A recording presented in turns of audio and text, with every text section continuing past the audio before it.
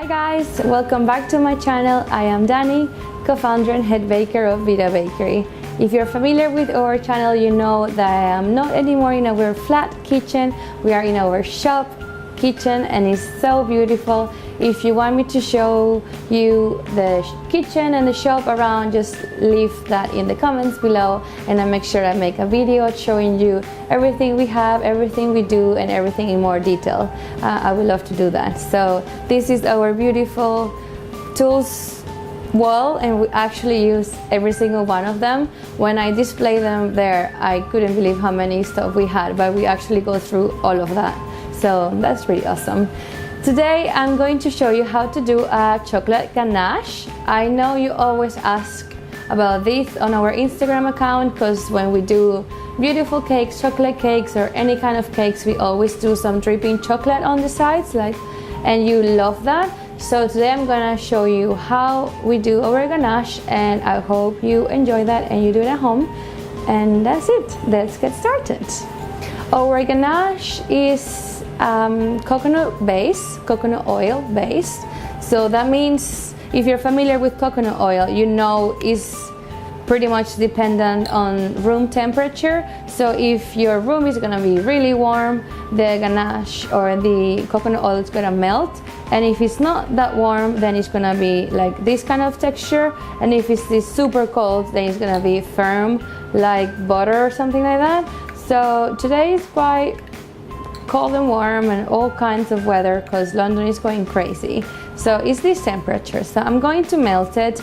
Always melt it regardless if it's already melted if you live in a warm weather. Just melt it to be sure it's nice and warm so it gets mixed with everything else. So what you need is some coconut oil, some good quality cacao powder without dairy. Make sure it's dairy free, no milk. You need some agave syrup or maple syrup if you prefer. And you need tiny bit of milk. So in this case I'm using soy milk. You can use rice milk if you want. You can use hazelnut milk, any plant-based milk that is your favorite. Go ahead and use that one. So first things first, if you're at home, obviously you can use your hoe. You don't have to use this fancy machine, but in the kitchen we don't have anything like that. So I'm gonna put it in 60 degrees. And then I'm gonna melt the coconut oil. It melts super quickly.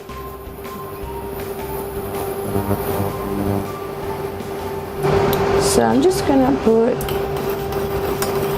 that amount. And what you're going to do is once the coconut oil is melted, which is gonna melt in 2 seconds, you're gonna measure it in a liquid cup. And then you're gonna know exactly how much coconut oil you have melted. So for example, you can have 1 cup, so you will have 250 milliliters, and that will get you started with your ganache. So you're gonna use exactly the same amount of cacao powder and exactly the same amount of agave syrup or maple syrup. But that's why you need to melt it first and then measure it, because this is gonna be the guide of everything else. Right, so this is the way the coconut oil should be nice and warm, nothing too crazy, not boiling at all. Just as soon as you see it 100% melted and you don't see any white bits, just stop melting it and just go and measure it. So here I have 200 milliliters of coconut oil. So you can see 200 milliliters of coconut oil. I'm gonna put it back. And then I'm gonna measure 200 milliliters of agave syrup or maple syrup, whatever you like.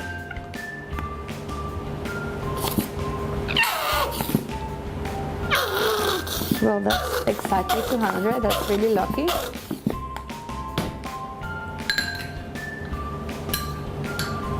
Then put it back with the coconut oil. Don't do anything to it yet, just let them mix by their own weights. Don't touch them. And then you're gonna use 200 milliliters of cacao powder, which is 3/4 cups. So if you don't want to do that conversion, just do half a cup of oil and half a cup of coconut oil. So make sure you melt half a cup at a time. but it has to be the same. So I'm gonna put 3/4 here.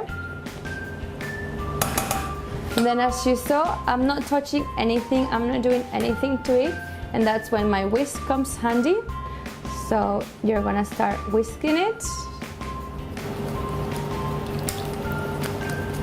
And you're gonna feel how the coconut oil gets texture, because obviously as you handle it, it's gonna get cold again.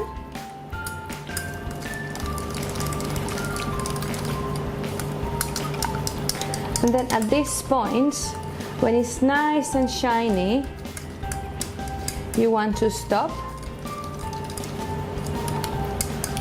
there. So I'm just gonna show you the texture. If you keep whisking it, it's just gonna separate. It's gonna separate the agave and the coconut oil and stuff, and it's gonna get grainy, and that's when the milk comes in.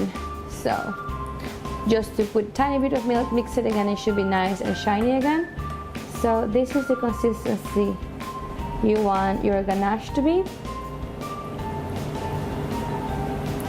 So beautiful.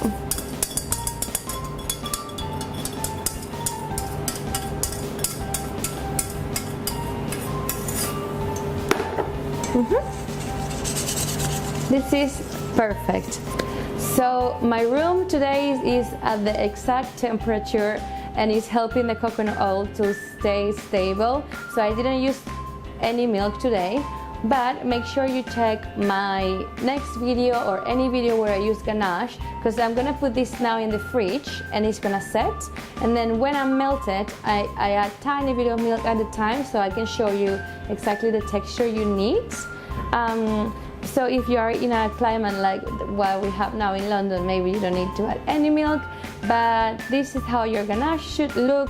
You can now put it directly on top of your cakes. You can do all kinds of beautiful things. If you put it in the fridge, it's gonna set quite hard, so you could actually potentially do some truffles with it. It's beautiful. If you're allergic to coconut oil, just let me know in the comments below and I'll give you an alternative. Sometimes you can just melt a chocolate bar, for example, and add tiny bit of milk or tiny bit of agave or something like that to make it glossy and beautiful.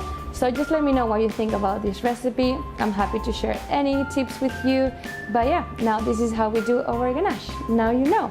I'll see you in the next video. Bye bye.